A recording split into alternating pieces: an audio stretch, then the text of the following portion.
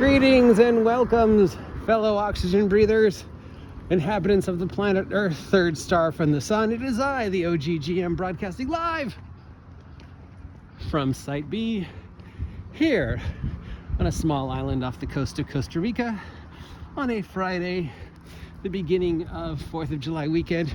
Remember, it's 4th of July, there'll be fireworks, so please, if you have pets, provide them with the proper safety and comfort and make sure they don't get outside. Okay, you know, we've been talking a lot about controversies and opinions and editorials. We haven't done DM tips in a while. So, I don't know, in honor of fireworks and explosions, I thought we'd talk about traps. You know, because traps don't get as much love as they used to. Traps used to get a lot of love. I mean, there used to be a whole series of books from multiple source creators that were just dedicated to various styles of traps. Now, the problem with, of course, these books is by the time you get to the second and third trap book, you've run out of every realistic trap that you can think of. You know, trap 1, hole in ground. Trap 2, hole in ground covered by something. By the time you get to trap like 37, you're starting to get ridiculous. And by the time you get to trap 100, you're like, dude, nobody would build this. And more importantly, who's fixing this stuff? Because that's something you never, ever really think about. Of course, there's D&D and there's magic, so you can just hand wave any explanation with magic.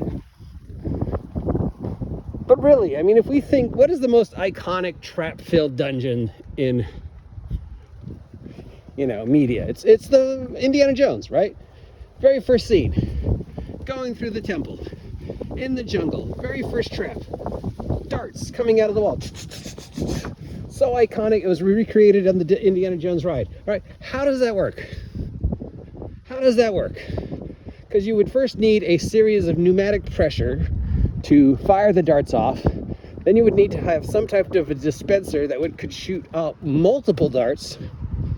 And then you would need somebody to go back and refill it once all the darts were fired, right?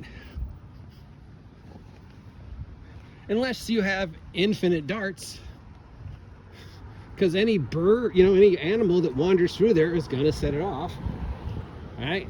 And then the second trap, the spikes out of the wall trap, when he crosses the barrier of light. Okay, I can forgive the multiple darts.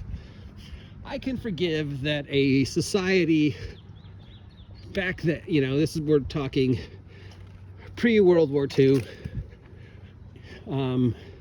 We're talking, you know, the Amazon, we're talking very primitive tribes, might have had at some point in time a level of technology to create the dart trap. But the second trap relies on somebody crossing a path of light. How does that work?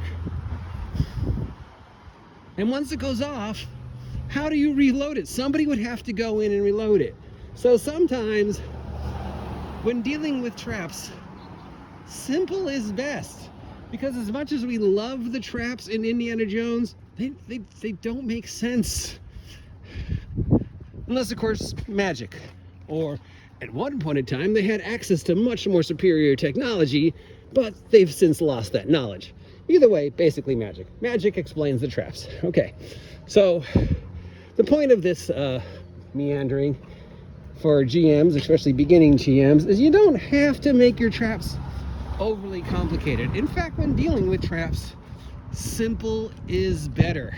I mean, a 20-foot deep pit lined with spikes at the bottom can slow a party down for an hour as they try and figure out ways to get everybody over, you know? A pool of lava is a pretty frightening trap if you don't have any way to circumvent the lava. It doesn't have to be these complex Rube Goldberg, Indiana Jones level of ridiculousness. It can just be simple, you know? Broken glass in a dark room. Because when you're designing these traps, you gotta assume first, this is this guy's house, right? So he's building these traps in his house, in his lair, in his dungeon. So he's got to set them up so that they don't accidentally, blow up in his face or blow up in his worker's face. I mean, he might not care about his workers. Your average evil overlord might not care if the occasional minion falls in the pit trap. But generally, he wants the trap simple enough that he's going to remember where they are. And he's one pit trap simple enough that if he tells his evil minions once or twice, dude, there's a pit trap in this hallway, they're going to remember there's a pit trap in this hallway and not, accidentally walk down the hallway and slide it off. So simple is best. When designing a trap, simple is best. Now, some people argue, don't show the trap. The idea of the trap is much more frightening than the actual trap. A party walking down a dark hallway, can't see very much, nothing around them, and suddenly you hear a click. That's frightening. That's frightening as fuck, because you've set something off, but you don't know where it is, you don't know what it is, you don't know how far away it is. All you heard was a click. If you move, do you make it worse? If you stand there, do you make it worse? What do you do? I mean, that's frightening. The fear of the unknown will fill their mind with any threat greater than the actual threat. So that's why some argue, don't show.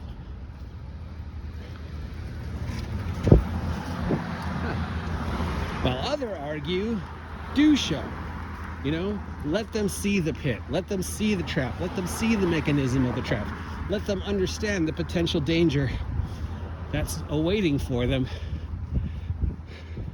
and present them with the various possible ways to deal with the trap, which is also good. I mean, you want to show off the creativity, you want to show off the trap, you want to give them chances to make the situation worse. An open pit in a hallway is just as frightening as that click, because now there's a pit, but while you're trying to circumvent the pit, something could sneak up on you. You don't know what's at the bottom of the pit, whatever. Each way has advantages and disadvantages, but again, when you're designing traps, you don't really want to overdo it. Tomb of Horrors level traps, as much as Tomb of Horrors is just an iconic, it's also utterly ridiculous. And why would he build that? Seriously, why? Why would he go to all that trouble? Other than, of course, as is explained later on, he went to the trouble because he could go to the trouble, and he was basically showing off what he could do. But you don't need that level of ridiculousness for traps. You can just do simple traps. Simple traps that can mess with the adventurers, but aren't so dangerous that they also are a threat to the bad guys and stuff, Now, I know I harp on why would you build that a lot, but think about it. I mean, how many times have you gotten up at 3 o'clock in the morning, you're stumbling through the house to go to the bathroom or to let the cat out or whatever, and you stub your toe, right? I mean, that table is there. You've walked past that table thousands of times, but in the dark, 3 o'clock in the morning, your brain forgets the table's there, and ow. Now think of that, but replace it with a 20-foot deep pit filled with poisonous spikes. The guy might know the pit's there. He might have walked past the pit 100 times, but in the dark, being chased by adventurers, he might forget. So make it simple. Now, of the two theories, I like to use both. The click in the dark is very convincing, but also the hey, here's the pit. What do you do with it? And you can create an overly complex series of levers and pits and redstone and stuff to really, really express your creativity. But why? Who built that thing? Why did they build it? Who replaces the parts? Who repairs it when it breaks down? Do you have a squad of zombies whose job is just to go and fix the pits and the traps?